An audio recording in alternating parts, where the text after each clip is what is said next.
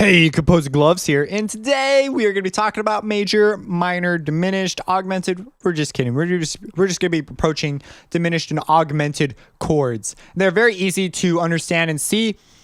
I tend to try and give more insight into some of these things and some creative insights, but let's just really quick make one. So first, you must know how to make major and minor, and you need to understand the idea of stacking thirds. So most chords are the idea of taking a minor third first or a major third first and doing something with those. So you stack a bunch of major thirds or minor thirds or some sort of combination. You'll also notice that we end up with a fifth. We like this fifth relationship. So you just need to be aware of this. And I want to draw your attention to it so that you more easily see the patterns as they go on. I'm hoping these are just things you'll notice.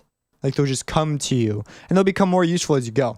So let's look at how to make a minor chord. So we already talked about this. It's a minor third on a major third. So the question now arises, what if we had a major third on a major third? Well, you get an augmented chord. So you make a major third. So C to E is major. And now you need to make E to a major third from E, which would be a G sharp. Because you know your interval is down pat, right? So we have a G sharp and boom, that is now a augmented chord. It sounds like this.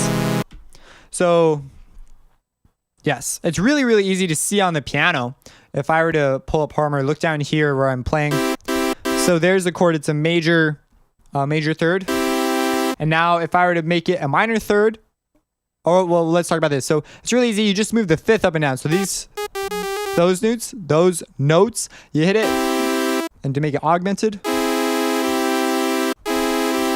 So really simple sort of deal. They're very, very useful chords later on for creating, well, just of all a mood, but being able to modulate between keys and stuff. Diminished chords and augmented chords can do some pretty neat things for you.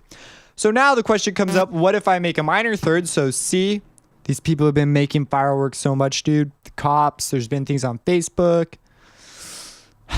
I personally am sick of it. I don't care to have fireworks going off at random, especially when you're recording a track. So we have C and then, so we want a minor third because we're going to make two minor thirds. So a minor third on a minor third, it would be called the diminished chord.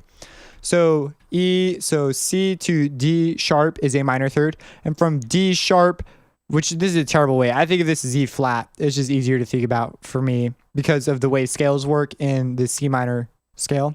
But anyways, a minor third from E flat is a G. No, it's an F sharp. My bad. Which would be considered a G flat. Another thing that's a byproduct of having this only sharp thing, which is it's just a hindrance. They really need to add the other option. I should just open up another DAW to be real and just use that. But here we have it. That is a diminished chord. The wonderful sound of a diminished chord. Let's make a B diminished chord. So we have a B.